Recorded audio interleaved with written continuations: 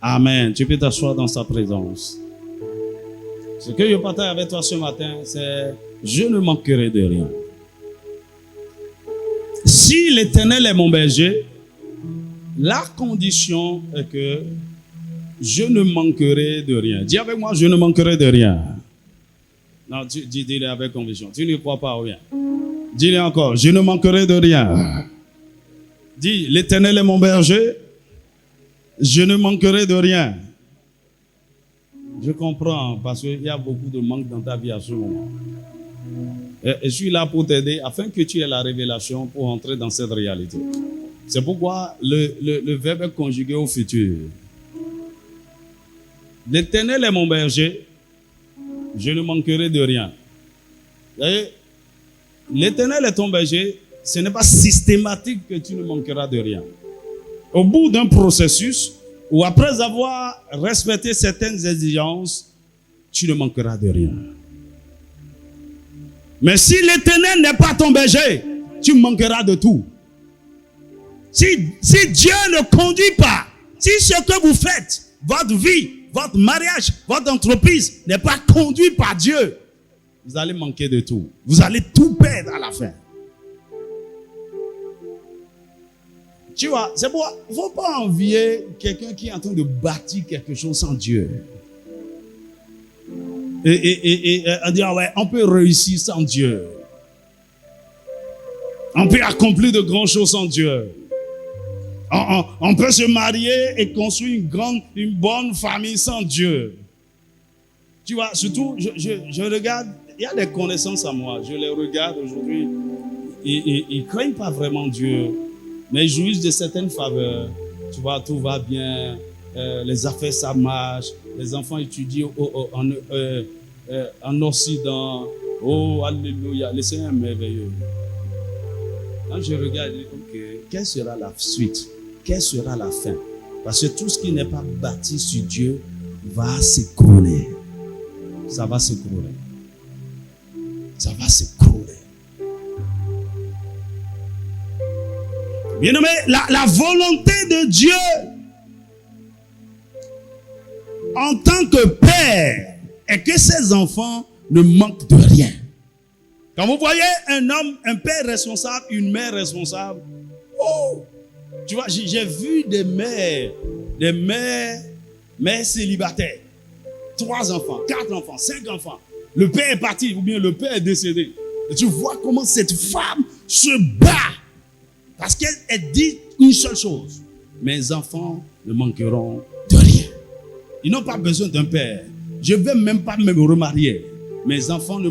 Écoute, à cause de cette rage, de cette passion, il y a la grâce de Dieu qui les soutient.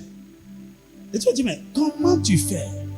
Et tu vois cette femme vend juste de la bouillie et des beignets au bord de la voie. Et avec ça, elle a éduqué des enfants jusqu'à l'université. Mon ami, ce n'est pas bouillie et beignet. Elle est rentrée dans quelque chose. Dis-moi amen. C'est-à-dire quoi? Il y a des déterminations que vous prenez. En fait, vous rentrez dans la peau de Dieu. Parce que c'est lui qui jure en tant que père. Mes enfants ne manqueront de rien. Et quand tu prends la responsabilité que tes enfants ou des gens qui dépendent de toi ne manqueront de rien, le soutien de Dieu viendra pour toi. Tu seras étonné. Tu vas même pas croire. Comment? Mais l'argent vient d'où? Comment? Mais comment tu fais? Un ami, aujourd'hui, des gens me posent des questions. Mais parce que comment tu fais? Moi, je ne sais pas.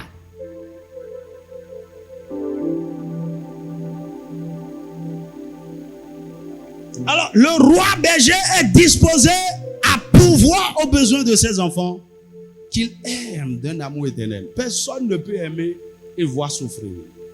Tu vois, c'est vrai qu'à un moment donné, au niveau des parents, les personnes qui abandonnent facilement, sans regret, ce sont les pères. Ou bien, que le Seigneur visite les papas. Vous savez pas qu'il y a une attaque sur les hommes, sur les pères de famille. Parce que quand le père ne joue plus son rôle, quand le père démissionne, quand le père est détruit, est ruiné, la famille est disloquée. Dis-moi amen. C'est pourquoi il y a beaucoup d'attaques sur les pères. Et donc, parfois, au lieu de condamner, au lieu de dire, hey, qu'est-ce que tu es en train de faire, mon ami? Allez prier. Prie, femme. Hey, maman, prie pour ton mari, prie pour cet homme. Sinon, il va mal se conduire et vous créez tous les problèmes. Surtout s'il n'est pas ancré en Christ, s'il n'est pas en Dieu, ce serait compliqué. Mais les pères abandonnent. Mais j'ai aussi vu les mères abandonner. La Bible dit dans Somme 49, Isaïe 49, il dit une mère, même, est-ce qu'une mère abandonnera ses enfants? Il dit même si ça arrive, il dit moi l'Éternel, je ne t'abandonnerai jamais. Ok, donc ce que je veux te dire, c'est quoi? Les hommes peuvent t'abandonner. Même les gens que tu ne penses pas qu'ils peuvent t'abandonner un jour, c'est-à-dire même tes parents, tes géniteurs, ça peut arriver. Mais sache que pendant ces moments, l'Éternel est ton berger. Il y a un Dieu qui est ton père et ta mère. Et tu peux t'appuyer sur lui. David a déclaré, l'Éternel est mon berger, je ne manquerai de rien. Tu vois, il est en train d'expérimenter, de déclarer quelque chose qu'il a expérimenté. Donc ceci implique que lorsque quelqu'un a réellement la révélation de Dieu en tant que berger, il peut déclarer avec certitude, je ne manquerai de rien. Et il ne manquera de rien. Dis-moi amen. Vous savez, il y a quelque chose dans la parole. Quand vous lisez la parole de Dieu est remplie de promesses, de très belles promesses. Il y a des choses que tu lis, tu dis, waouh, ça c'est extraordinaire. Mais vous savez, lire la parole de Dieu, entendre la parole de Dieu ne provoque pas systématiquement la foi. Parce que c'est la foi qui est, comment on va dire, la foi qui est mise en application qui produit des résultats. Dis-moi amen.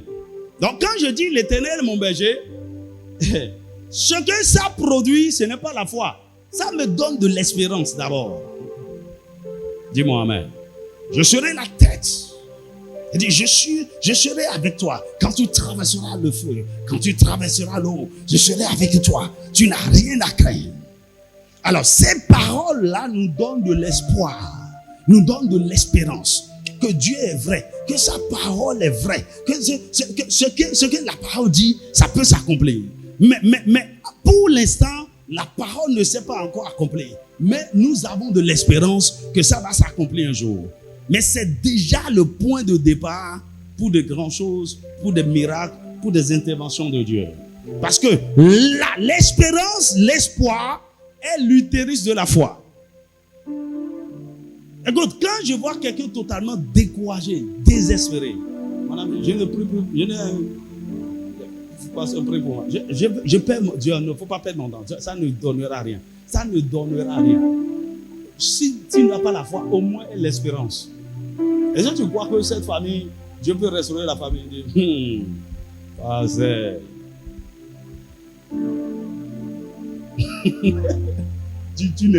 fait, tu vois, non, mon ami. Maintenant, malgré tout ce qui se passe, si tu peux avoir l'espérance, l'espérance est l'utérus de la foi. Et aussi longtemps, tu vois, une femme sans utérus, normalement ne peut pas accoucher. Donc une personne sans espérance ne peut rien produire. Mais aussi longtemps que j'ai de l'espérance et je continue de proclamer la parole, de méditer la parole, un jour, il y a une révélation de la parole qui va se manifester. La parole va faire chair et c'est ça qui engendre la foi. Et lorsque la foi naît, le jour où la foi est libérée dans votre cœur, ce jour-là, le miracle se produit. Dis-moi amen. Donc, qu'est-ce que je suis en train de dire? Avant d'expérimenter la partie « je ne manquerai de rien », il faut que tu aies une révélation de ton berger. Je l'ai exposé la dernière fois. J'ai parlé de l'eau en l'âge du berger. Que le berger est un conducteur, c'est un leader. C'est celui qui est vraiment responsable et qui prend soin des brebis. Qui est responsable de leur bien-être, qui sait comment les conduire. Tu vois, les brebis qui sont à la charge d'un bon berger ne se plaignent pas. Parce que la gloire du berger, c'est d'avoir un troupeau en bonne santé et des brebis Il dit, waouh, vraiment, vos brebis sont bien nourries. Mon ami, ça c'est la gloire de Dieu. Il veut voir ses enfants bien nourris, bien entretenus, bien vêtus, bien logés. Dis-moi amen. Donc avant que l'Éternel est mon berger ne devienne une réalité dans ta vie, il faut que tu aies la foi dans le berger. Et ce qui génère la foi dans le berger, c'est la révélation que tu as du berger. Dis-moi un vrai amen. L'Éternel est disposé à prendre soin de ses enfants. Il dit dans Philippiens chapitre 4, verset 19, « Et mon Dieu pourvoira à tous vos besoins selon sa richesse avec gloire en Jésus-Christ. » Mon Dieu, notre Père est disposé à pourvoir à tous nos besoins. Donc, celui qui peut te dire « Je ne manque de rien » est celui dont tous les besoins sont pourvus. Dis-moi amen. Donc, pas erreur même. Il y a des gens qui disent, oh, je ne manque de rien. Pourquoi? Parce qu'ils se focalisent sur certains besoins. Il a l'argent. C'est l'argent. C'est à cause de l'argent qu'il dit, ah non, actuellement, je ne manque de rien. Mon ami, est-ce que c'est seulement ça les besoins des hommes? As-tu déjà vu des gens riches se suicider? Tu as déjà entendu ça? J'ai regardé une vidéo hier sur Facebook et la femme disait, faut pas regarder tout ça, hein, la voiture, le make-up. Elle a enlevé une partie de son make-up. Il y avait des bleus partout. Il dit, cet homme me bat comme, elle me tape, et il me tape comme, mais il me donne l'argent. Il me change de voiture tout le temps. Je ne suis pas heureux, je pleure tous les jours. Mon ami, c'est pas de ça que Dieu est en train de parler. Il dit, il pourvoira à tous vos besoins. Donc, allons doucement là. Quels sont tes besoins? Est-ce que vous savez que parfois nous ne savons même pas de quoi nous avons besoin? Si on te dit là, tu vois, l'ange de l'Éternel apparaît pendant que je suis en train de parler. Il dit, mon fils, ma fille. Dis-moi, qu'est-ce que tu veux que je fasse? Je suis sûr que tu vas passer à côté. Surtout si tu te dis, demande-moi seulement une chose. Il y a ton voisin, tu vas demander quoi?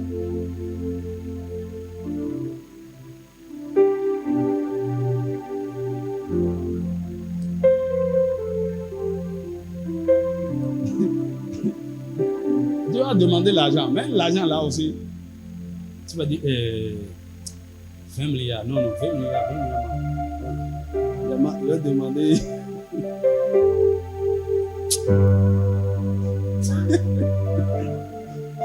Quels sont tes besoins?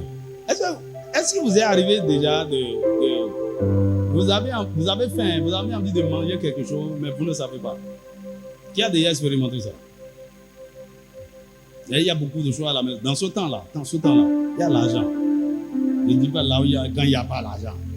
Le frigo est bien rempli à la maison. Il y a tout. Nos petits kilos, vraiment. Mais c'est quoi? On te fait des projets, non, c'est pas ça, mon ami. Ton âme a besoin de quelque chose. Parfois là, ce n'est même pas la parole. Ce n'est même pas la nourriture. Il y a un besoin, soit spirituel, soit émotionnel, soit mental. Et qui génère cette soif-là, cette faim. Il a besoin de quelque chose. Est-ce qu'il vous est arrivé déjà dans la présence de Dieu, vous avez mangé la parole, vous avez loué Dieu, vous avez prié, et après ça, vous n'avez plus faim?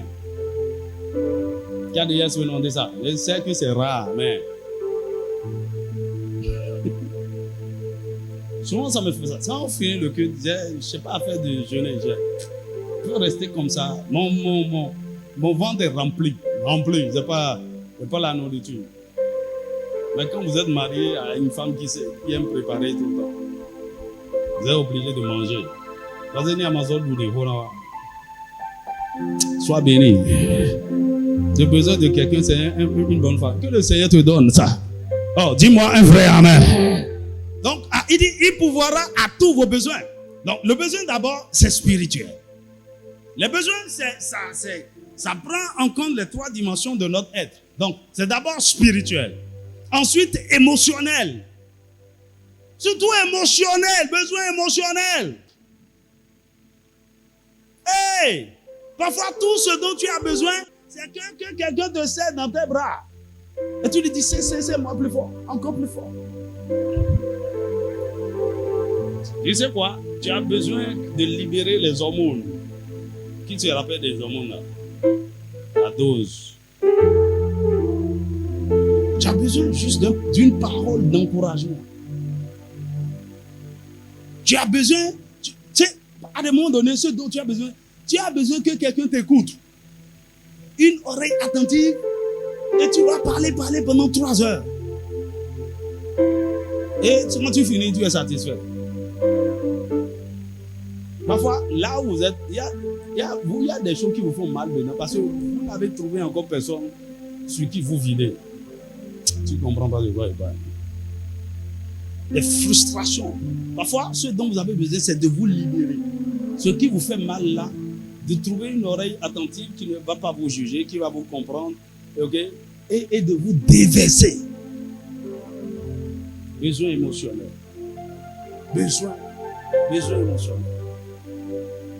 Tu vois, il y a beaucoup de gens blessés qui n'ont pas eu d'amour du père, d'amour de maman, d'amour du papa, qui sont traumatisés, qui sont perdus. Ami, le berger s'occupe de tout ça. C'est pourquoi dans le processus, dans Psaume 23 là, il y a un point où il dit, il restaure mon âme. Tout ce qui est problème émotionnel, problème psychique, il guérit tout ça. Dis-moi un vrai amen. Le besoin, c'est aussi mental. Parfois, vous avez besoin de connaissances, de révélations qui amènent le renouvellement de la pensée, la transformation. Le besoin est aussi physique. Besoin physique, besoin de nourriture, besoin de vêtements, besoin de toit, besoin de ceci. Mais généralement, c'est sur ça que les gens se focalisent. Une mère peut dire, ma fille, il ne faut pas m'amener un homme pauvre ici. Oh, l'homme pauvre là ne peut rien donner à ta fille spirituellement. Pardon, l'homme riche là ne peut rien donner à ta fille spirituellement. Ne peut rien donner à ta fille émotionnellement. C'est un homme blessé, traumatisé, un bosseur. Un bosseur. Il a l'argent, mais c'est un alcoolique, un pervers, courant derrière tout ce qui a jupe.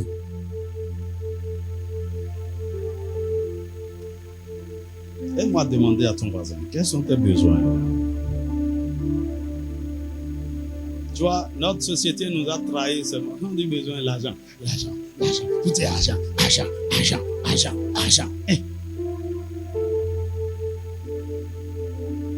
Il y a des jeunes filles ici. Moi, je vous regarde. Tout ce qui vous plaît maintenant, argent, diplôme, argent, ma carrière, ma vie professionnelle. Quand tu auras fini tout ça, là, la solitude va te taper. Tu ne vas pas oublier. Écoute, aucune femme n'est accomplie sans l'homme. Et l'homme peut être accompli sans la femme. Mais aucune femme ne peut être accomplie sans l'homme. Impossible. Bon, ne veux pas faire débat autour de ça. Va réfléchir sur ça. Ma fille, c'est ton boulot qui est ton mari, ton boulot. Ok, continue. Au lieu de briser ton orgueil et de t'humilier. Et on veut te parler. C'est vrai que ton cœur est blessé et brisé. Laisse-toi guérir. Et accepte. Tu as besoin que quelqu'un te dise de façon véritable, je t'aime. Que quelqu'un te masse le dos. Tu ne comprends rien de ce que je suis.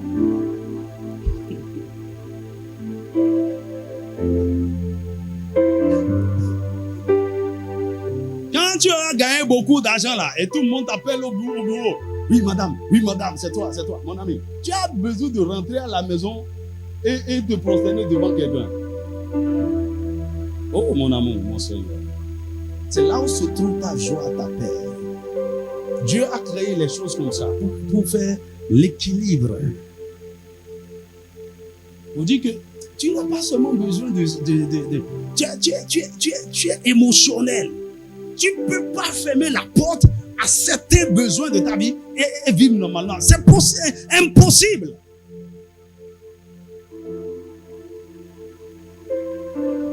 C'est pourquoi elles sont versées dans la masturbation.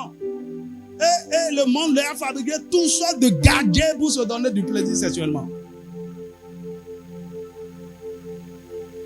J'en ai vu une fois dans le sac d'une femme.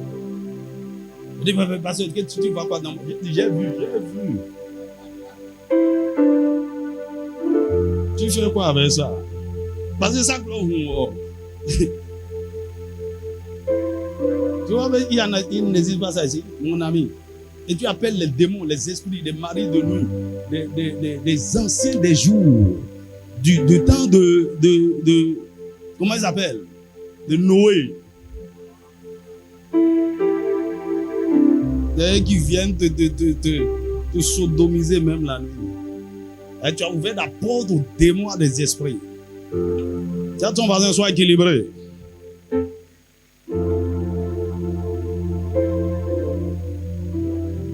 Donc, devant le berger, il faut être ouvert et être conscient de tous les besoins, de tous tes besoins.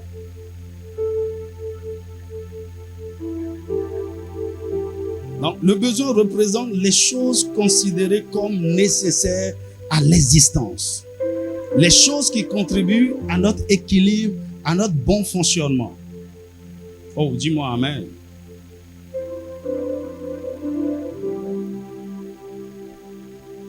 Donc, les besoins sont différents des envies. Tu vois, les envies sont des choses, bon, pour se faire plaisir. Ce n'est pas un besoin. Tu vois, j'ai envie de prendre de la crème glacée. Ce n'est pas un besoin. Ton corps a besoin de nourriture, mais pas de crème glacée. J'ai envie de prendre de shawarma. Ça, ce sont des envies. Hein. J'ai envie de porter ces chaussures. J'ai envie de cette perruque brésilienne. Arrêtez de gaspiller votre argent dans ces conneries-là. J'ai envie. Non. Dieu parle de nos besoins. Donc, les besoins sont les choses essentielles pour la vie, nécessaires pour notre équilibre, pour notre bien-être, pour notre fonctionnement. Donc, sur le plan physique, ça peut être la nourriture, le vêtement, la maison, l'éducation, une bonne santé, une bonne vie relationnelle, la communication. Et être dans le besoin, c'est être dans un état de privation, de dénuement, d'indigence et de pauvreté. Et lorsque vous êtes dans un état de privation par rapport à un besoin, ça crée beaucoup de douleur, ça crée beaucoup de frustration. Parce que c'est un besoin. C'est pas que si ça vient, ok, tu vois, c'est comme la sexualité pour l'homme dans le mariage. C'est pas juste un plaisir. À un moment donné, c'est un besoin. C'est pourquoi, à un moment donné, lorsque l'homme n'a pas ça à la maison, et il va dehors même et il se justifie. C'est un besoin. Tu vois, c'est comme le besoin d'affection et de tendresse pour la femme. Le besoin de belles paroles, d'encouragement. C'est un besoin. Que le Seigneur pourvoie tous tes besoins. Est-ce que tu sais que tout ça, le berger peut pouvoir? Oh, dis-moi amen. Et donc, on peut avoir, le Seigneur peut combler, comment on va dire, il peut nous donner certaines choses dont nous avons besoin, mais nous ne sommes pas satisfaits. C'est là où on parle de manque. C'est-à-dire, ce n'est pas suffisant. Ce que j'ai là, ce n'est pas suffisant. L'amour que je reçois, ce n'est pas suffisant. L'argent que j'ai n'est pas suffisant. L'attention que j'ai n'est pas suffisante. Je suis dans le manque. Je suis dans l'insuffisance. Oh, Dieu veut que je sois satisfait. Dis-moi amen. Maintenant, il ne faut pas aller vouloir chercher à satisfaire nos besoins en péchant contre Dieu. Même si c'est un besoin légitime que je cherche à satisfaire en allant pécher, je ne serai jamais satisfait. Oh, dis-moi amen. Il faut que ce besoin soit comblé par le berger ou par les moyens qu'il a disposés pour que le besoin soit satisfait. Est-ce que tu me suis? Par exemple, une femme dit, j'ai pas besoin d'un homme, j'ai juste quelques pointeurs qui viennent me satisfaire de temps en temps. Elle ne sera jamais satisfaite. Jamais. En fait, elle se met même en danger. Parce qu'elle essaie de satisfaire un besoin par le péché.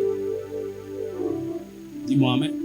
Tu vois, c'est comme la masturbation, la pornographie.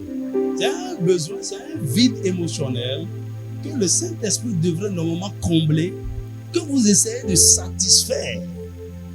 Mais est-ce que vous êtes vraiment satisfait? En fait, après avoir fini ça, tu es culpable, tu te culpabilises, tu te sens sale, tu vraiment, tu as honte de toi. Mais peu de temps après, tu recommences parce que tu rentres sous l'esclavage du péché. Surtout quand ça devient une addiction. Oh, dis-moi amen. Alors que le Seigneur pourvoit à tous tes besoins. Que le berger pourvoit à tous tes besoins. Que le berger pourvoit à tous tes manques, à toutes tes insuffisances. Là où tu as et ce n'est pas suffisant, qui vient satisfaire pleinement dans le nom puissant de Jésus. Alors, lorsque nous sommes en Christ, il n'est pas normal que nous soyons dans le manque ou que nous n'arrivons pas à jouir d'une chose qui nous est nécessaire, car nous sommes désormais enrichis. Et ça, c'est un fait. Dans 2 Pierre, chapitre 1, verset 3, il dit « Sa divine puissance nous a donné tout ce qui contribue à la piété et à la vie. » Tout ce qui contribue à une vie normale, à une vie équilibrée. Et dans 2 Corinthiens, chapitre 9, verset 8, il dit « Car vous connaissez la grâce de notre Seigneur Jésus-Christ, qui pour vous s'est fait pauvre, de riche qu'il était, afin que par sa pauvreté, vous soyez enrichis. » Alors, quand on lit ce texte, on voit toujours l'argent. Ok? Mais il est important de mieux comprendre.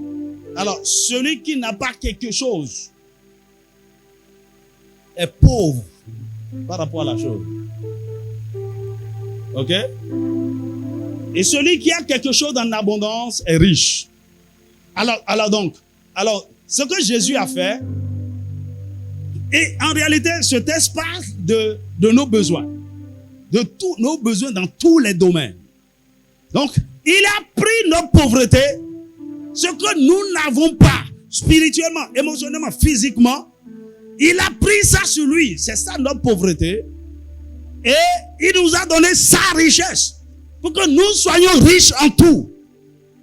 Oh, tu ne me suis pas. Pour que nous soyons riches spirituellement, riches émotionnellement, riches en termes de relations, riches maritalement, riches financièrement. Parce que par sa pauvreté, il nous a enrichis. Parce qu'il s'est dépouillé de sa richesse, de tout ce qu'il a, pour que nous ayons tout. Lorsque l'Éternel devient notre berger, nous devons prospérer à tous égards. Et c'est ce que ça veut dire, ne manquer de rien. Nous devons prospérer à tous égards. 3 Jean 2, il dit, bien-aimé, je souhaite que tu prospères à tous égards et sois en bonne santé comme prospère l'état de ton âme. Que tu prospères à tous égards et sois en bonne santé comme prospère l'état de ton âme. Donc, effectivement, Ce que Dieu nous demande. La volonté de Dieu est que nous soyons prospères. Être prospère, c'est être comblé, c'est être satisfait. C'est une dimension où tout va bien, tout roule. Il y a un bon progrès, il y a du succès. Ok? Maintenant, cette prospérité à tous égards veut dire que spirituellement, nous prospérons. Émotionnellement, nous prospérons. Mentalement, nous prospérons. Maritalement, nous prospérons. Socialement, nous prospérons. Matériellement, nous prospérons. Financièrement, nous prospérons. À tous égards.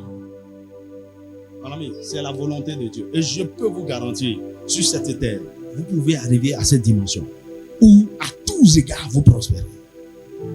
Quand on regarde ta vie spirituelle, remplie, on voit l'image de Jésus. Rempli de Dieu, rempli d'amour, rempli de joie, bon caractère chrétien, marchant dans l'amour. On te prend émotionnellement. Tu es guéri totalement guéri, totalement en bonne santé, rempli. Quand on te voit, c'est toi qui communiques la joie, tu communiques la paix, tu es équilibré, épanoui, délivré de toutes sortes de traumatismes, de limitations, de liens. Mon ami, c'est possible. Et mentalement, intelligent, sharp. Renouvelé, transformé par la parole. Intelligent, sage, rempli de connaissances. Il raisonne dans tous les domaines. Il n'est pas ignorant. Il est équilibré. Vous savez, ça c'est une richesse.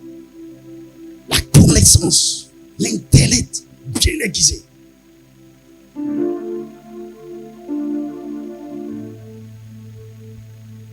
Et généralement, lorsque ces trois-là sont bien remplis, ça affecte le physique. Dis-moi amen. Ça affecte le physique. Financièrement, ça va aller. Matériellement, tout va bien. Maritalement, ça va. Écoutez, ne cherchez pas le mariage. Cherchez à rester dans la présence de Dieu. Le moment vient, il va ouvrir la porte. Ça c'est tellement facile pour vous. Alors, mais ça, c'est ce que j'ai expérimenté. Tu vois, tu es traumatisé, blessé, déformé et tout. Et tu cherches femme. Pourquoi? C'est moi qui vais te donner ma fille? Non. Cherche à être guéri. Et le Seigneur va attirer quelqu'un vers toi. En fait, si tu es guéri, bien normal émotionnellement, il va t'envoyer une de ces filles malades que tu vas aider à guérir. Mais voici un traumatisé qui trouve encore un autre traumatisé.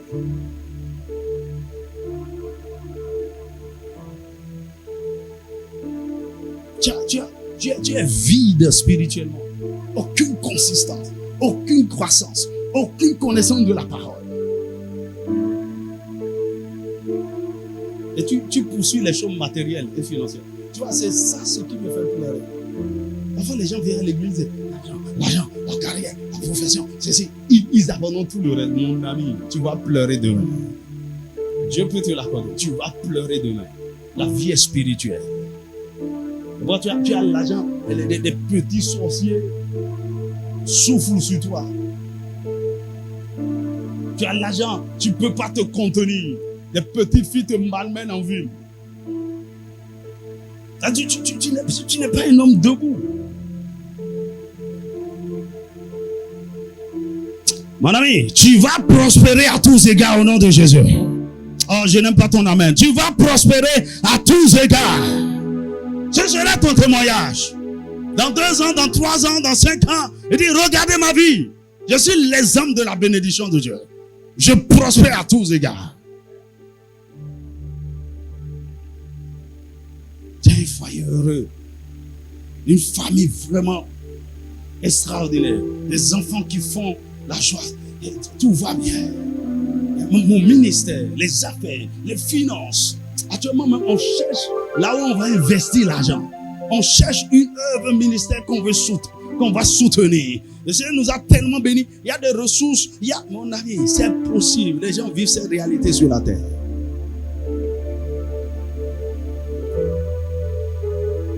Lorsque l'Éternel est ton berger. Tu vois, David était la preuve vivante de cette réalité. Cet homme a prospéré à tous égards. Oui. Il dit, l'Éternel est mon berger. Un berger, un pauvre berger peut être soulevé par le grand berger de nos âmes, être établi comme berger de son peuple. Dis-moi amen. Alors, la question maintenant, si telle est la volonté de Dieu, pourquoi beaucoup d'enfants de Dieu vivent en dessous de leurs privilèges, vivent dans le manque, vivent dans la souffrance, vivent dans le besoin, vivent dans... C'est parce que toutes les promesses et prophéties de Dieu sont conditionnelles. Dis avec moi, c'est conditionnel.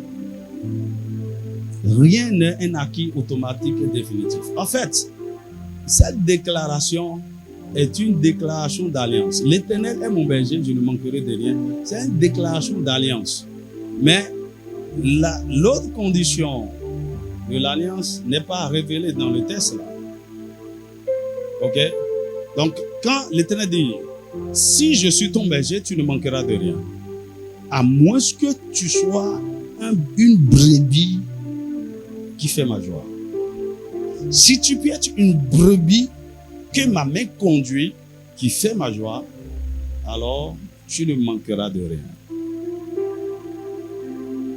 Dis-moi amen. Donc le berger est en train de parler aux brebis. Donc avant que tu ne jouisses de cette parole, avant de ne manquer de rien, il faut que tu sois une brebis. Est-ce qu'on est ensemble? C'est pourquoi il dit, je ne manquerai de rien. Ce n'est pas systématique. Lorsque tu respecteras les conditions, le temps viendra où tu ne manqueras effectivement de rien. Alors, il y a 7 prérequis qu'il faut respecter pour ne manquer de rien. Je vais te parler du premier et nous allons prier. Les 6 autres, on va en parler après. Il y a 7 choses que j'ai découvert dans la parole. Si vous allez rentrer dans cet état où effectivement vous ne manquerez de rien. Et si tu essaies de méditer un peu sur ce que je suis en train de dire, parce que beaucoup d'entre vous ici, vous me regardez là actuellement, tous vos problèmes là, tout ce que je dis là, vous n'entendez pas. Tout ce que tu entends depuis que je suis en train de parler là, c'est l'argent, l'argent, l'argent, l'argent, l'argent. Ok, qui a besoin d'argent? Alors d'accord, bien sûr, alors tu as gars.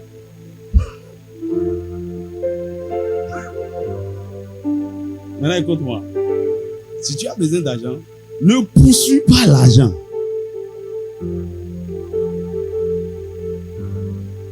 Sois une brebis. Tu vois, tout à l'heure, j'étais dans mon bureau et j'étais là, je faisais un truc, et tout à coup j'ai vu. L'argent est venu. Il est venu de l'extérieur du pays. Il n'a pas demandé, je n'ai rien fait. Mon ami, je suis seulement une bonne brebis en train de servir le berger. Il dit, ah, le gars là, je vais l'encourager ce matin pour qu'il prêche bien.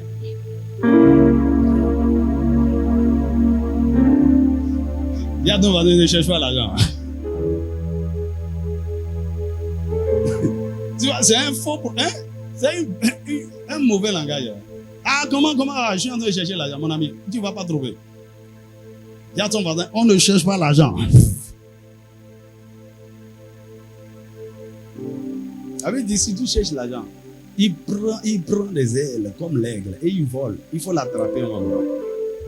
Et voilà, ceux qui cherchent l'argent, ils continuent de courir tout le temps. Ils ne sont jamais satisfaits.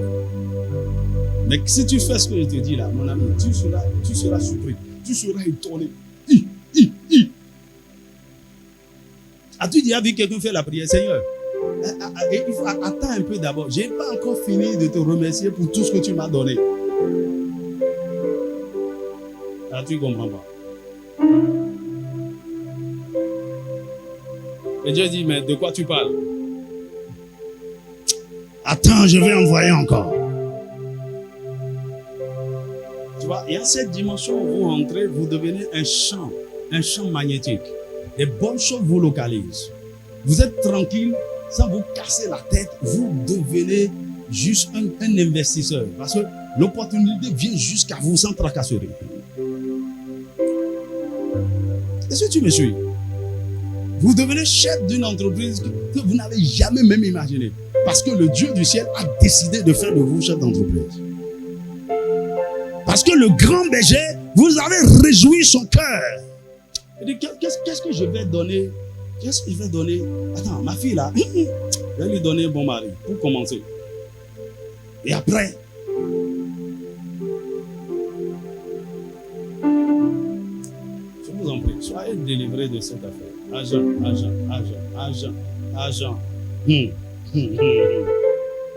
On en a tous besoin, mais soyez tranquilles. Alors, le premier prérequis, on partage ça et puis on va s'arrêter là. C'est être une véritable brebis du bon berger. C'est être une véritable brebis. Soulignez le mot véritable là. Parce qu'il y a des fausses brebis. Être une véritable brebis du bon berger. Alors, quand je déclare l'Éternel est mon berger, c'est que d'abord, je suis sa brebis. Ok? C'est comme quand je dis Dieu est mon Père. Je supposais que je suis son enfant. L'Éternel est mon berger. Oh, madame, comment? Le berger conduit les brebis. Donc, systématiquement, tu dois te mettre dans la tête que tu es une brebis. Et il y a certaines choses qui caractérisent les brebis. Tu dois adopter cette mentalité de brebis.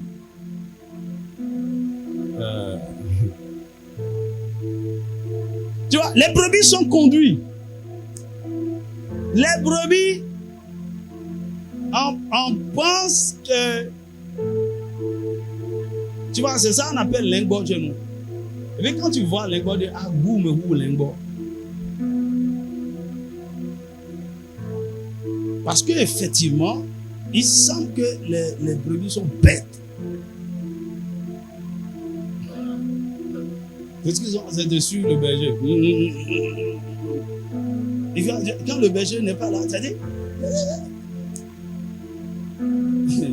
Madame, si tu ne deviens pas comme ça, tu ne peux pas expérimenter ce que je suis en train de dire. Si toi tu es. Ah, t'as dit habille-toi.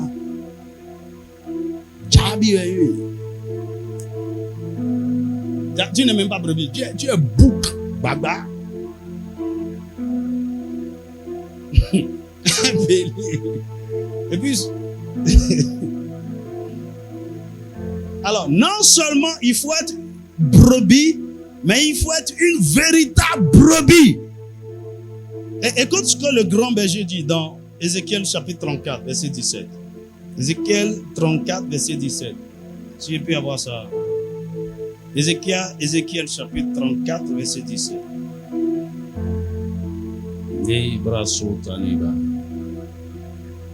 Il dit, et vous, mes brebis,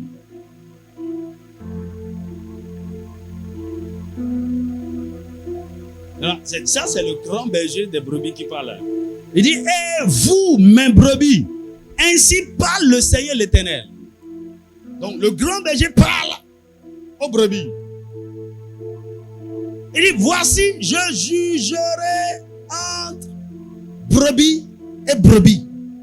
Ça veut dire que au milieu des brebis, il y a brebis et il y a brebis. Tu n'as pas compris.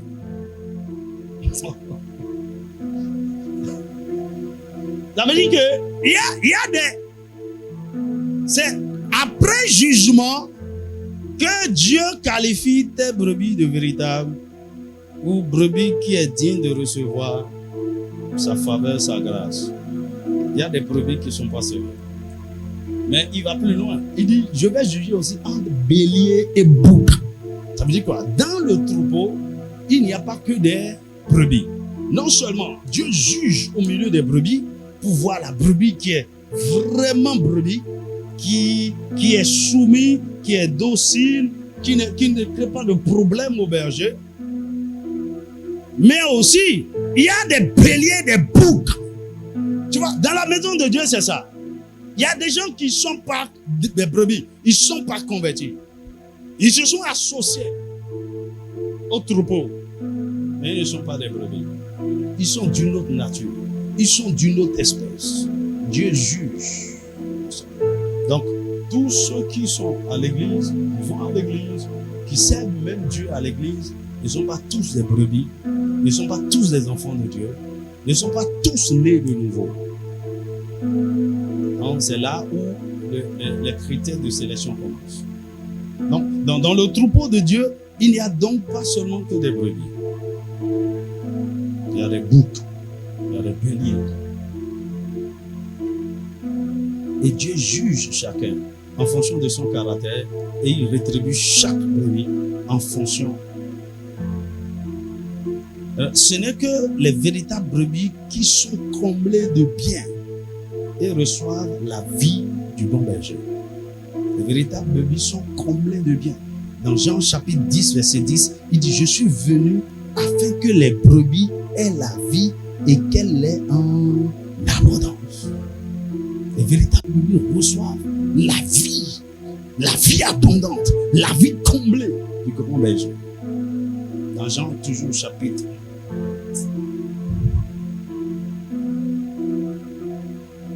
verset 11, chapitre 10, verset 11, il dit, je suis le bon berger et le bon berger donne sa vie pour ses brebis. Le bon berger est capable de se sacrifier, de sacrifier même sa vie. En fait, c'est ce qu'il a fait à la croix. Et donc, de façon systématique, les véritables brebis jouissent des bénédictions ou des bénéfices liés au sacrifice de Jésus. Donc, le berger est prêt à faire n'importe quoi pour le bien-être de ses véritables brebis. Leur bonheur, leur prospérité est le souci du grand berger. Et quand je parle de véritables brebis, c'est celui ou celle qui a accepté véritablement le Seigneur Jésus, qui a rencontré Jésus et qui est né de nouveau. Et la nouvelle naissance, c'est différent du fait d'accepter Jésus. C'est quelque chose, c'est un état où on parvient au bout d'un processus. Au bout d'un processus de renouvellement de la pensée, au bout d'un processus de lavage de la parole, au bout d'un processus de purification par le feu de l'esprit.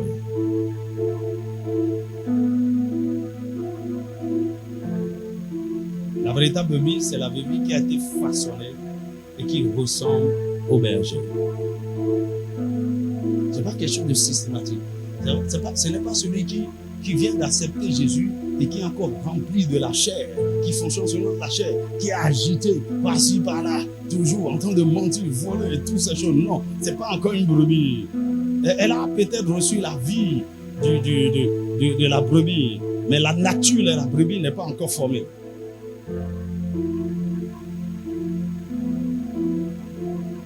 C'est quelqu'un qui est soumis, qui à un moment donné, la véritable brebis est cet enfant de Dieu qui atteint un certain niveau de sensibilité à la voix de Dieu, qui peut être conduit, qui n'est pas agité, qui n'a pas besoin du bâton et de la roulette du berger pour entrer dans les rangs.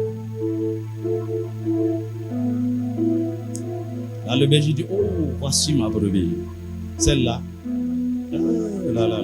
elle va jouer du bien, elle va jouer de tout, elle va jouer. Est-ce que vous savez que dans un troupeau, surtout les troupeaux qui sont dans les enclos, les bergers ne traitent pas tous les brebis, bien tous les troupeaux de la même manière. Dans le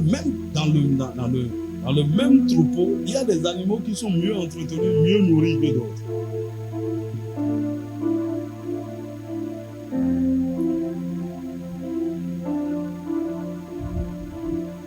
Ta prière, le Seigneur fasse de toi une véritable brebis. La question d'abord, est-ce que tu es une brebis véritable? Tu appartiens à Jésus. L'as-tu vraiment accepté? Est-ce que tu es décidé à le suivre? Est-ce que tu as fait de lui le Seigneur de ta vie, prêt à obéir à ses commandements? Je ne parle pas de ceux-là qui viennent à l'église et qui veulent utiliser Jésus pour eux. Utiliser Jésus pour leur intérêt, pour se marier, pour avoir l'argent, pour voyager. Mais ils n'obéissent pas à Jésus. Tu vois, il y a des gens ici qui ne sont pas ici. Ils sont ici, ils ne sont pas ici. Est-ce qu'ils sont ici pour des intérêts bizarres? Ils ne font pas partie de la bergerie. Je vais te parler après. La deuxième chose, c'est d'être reconnu comme la brebis dans une bergerie. Et avoir un berger que Dieu a établi sur vous. Il y a des gens il y a des touristes ici. Ils viennent quand ils veulent, ils s'assemblent quand ils veulent, ils font leur truc, ils ont leur vie, tu apprends des jours, tu as des bons amis. Ils ne font pas partie de la bergerie. Il y en a qui m'appellent même papa. Je sais que je vais aller papa, mais je réponds. Tu n'as pas compris.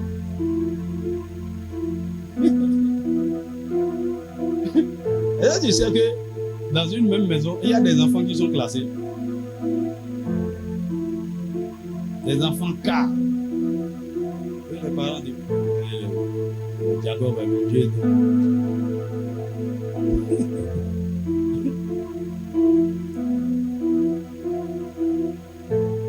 C'est un enfant K. On ne s'occupe plus de lui. Je prie que tu n'arrives pas à cette dimension. Tu vois.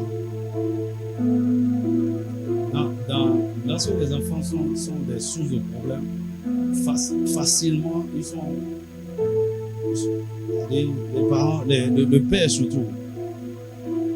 Souvent, le père démissionne premièrement. Il dit, Jalino, vite, oui. Mais il arrive même la mère démissionne. Quand on arrive là, alors là, j'ai vu des cas comme ça, les enfants déshérités, les parents bien, les parents qui sont bien, qui ont des maisons et tout, les enfants sont. Un enfant a tellement causé de problèmes, de douleurs aux parents. Déjà, on te connaît pas, Tu vois, parfois, dans la maison de Dieu, il y a des gens comme ça. Ils ont tellement causé de douleurs à Dieu, causé de douleurs à leur pasteur, causé des gens, tout le temps des problèmes, tout le temps de ceci. Non, une véritable brebis. Que le Seigneur fasse de toi une véritable brebis. Quelqu'un dont le système de pensée est renouvelé. Quelqu'un qui est obéissant et qui suit. Qui veut grandir. Qui veut connaître. Qui veut comprendre. Qui ne joue pas à l'intelligent. La brebis ne connaît pas le chemin. Tout ce qu'il a fait, c'est de suivre le berger. Suivre le berger. Et tu vas trouver de bons pâturages. Tu vas trouver de l'eau à boire. Tu vas marcher dans les sentiers de la justice et le diable ne va pas te détruire. Et le Seigneur fasse de toi une véritable brebis, afin que tu puisses jouir de tous les bienfaits du grand berger. Incline ta tête sur le sol. Dis merci à Jésus.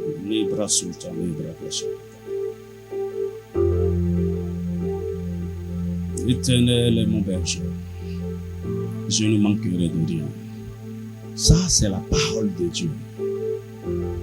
Et tu dois l'expérimenter. Actuellement, tu manques beaucoup de choses. Tu manques de beaucoup de choses. Quand tu regardes autour de toi, tu es vide. Tu es vide. Tu es vide. Il semble que tu as certaines choses. Gloire à Dieu. mais et les autres choses. Tu n'as même plus Jésus. Tu es ici, tu n'as plus Jésus. Accepte-le maintenant de nouveau dans ta vie. Tu t'es éloigné de lui, tu es devenu rétrograde. Retourne à la maison, brebis égarée.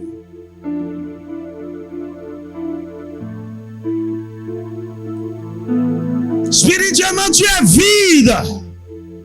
Tu n'as aucune relation avec ton Père. Tu es totalement éloigné. Il veut combler ce besoin. Tu vois, tu peux être même à l'église. Tout le monde te voit. Tu es partout. Tu sais, tu es. Mais au fond de toi,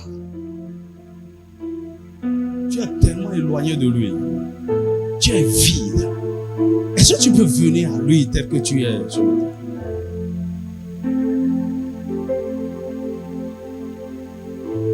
Ton âme est démembrée.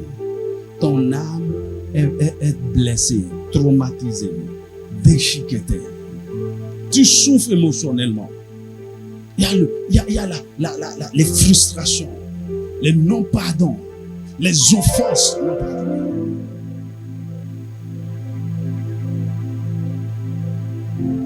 Le manque d'amour et d'affection que tu n'as pas reçu depuis ton enfance. Tu continues d'en souffrir. Est-ce que tu peux laisser le bon berger te combler? Tu résistes à lui, tu te fermes. Mon ami, il n'y a pas de solution ailleurs. Il n'y a pas de solution ailleurs. Il y a des choses, ce n'est que lui qui peut te l'accorder.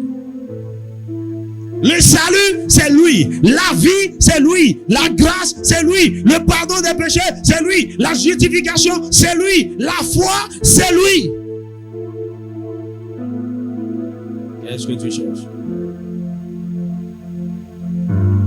Qu'est-ce que tu cherches en dehors de lui? Loin de lui, par tes propres moyens, par tes propres... Non, mon ami. Non, Marie Brassokata. Ni brazo kata ni brako shakata ni brakata kata. Zani brako shakata ni brako shakata ni brakata. Zani brako shakata ni braka shakata ni brakata. Zigata ni brado shakata ni brako shakata ni brakata. Jeni brado shakata ni brako shakata ni brakasha. Zikete ni bro shakata na bakata ba. Remo shakata ni brakata ka. Est-ce que tu peux venir à lui pour la première fois de façon sincère? Arrête de faire semblant. Tu souffres, tu le sais. Tu es vide, tu le sais. Mais il a la solution. Pourquoi tu ne viens pas à lui? Pourquoi tu ne comptes pas sur lui? Pourquoi tu ne te laisses pas guérir? Pourquoi tu ne te laisses pas combler? Pourquoi tu ne te laisses pas combler par son amour? Pourquoi tu ne te laisses pas combler par sa paix, par sa joie? Marie Brasso Katana. Il veut combler tous tes besoins. Tous tes besoins. Tout. C'est pas certains besoins. Tous tes besoins. Tous tes besoins.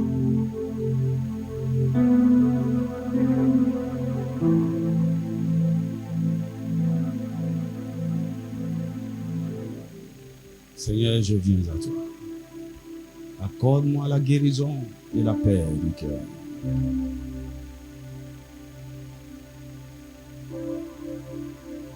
Peut-être tu t'es éloigné de lui. Tu as rétrogradé. Mais Seigneur, je reviens à la maison. Comme brebis égarée. Accepte-moi de nouveau dans ton troupeau. Accepte-moi de nouveau dans ta bergerie. Accepte-moi de nouveau dans ta famille. Je viens à toi. Pendant longtemps, je me suis éloigné. Loin de toi.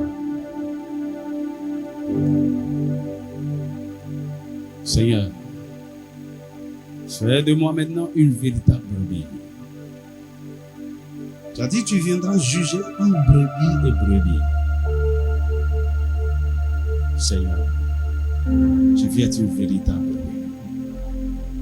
Pas un bouc, pas un bélier, pas un animal étranger dans le troupeau, mais une brebis.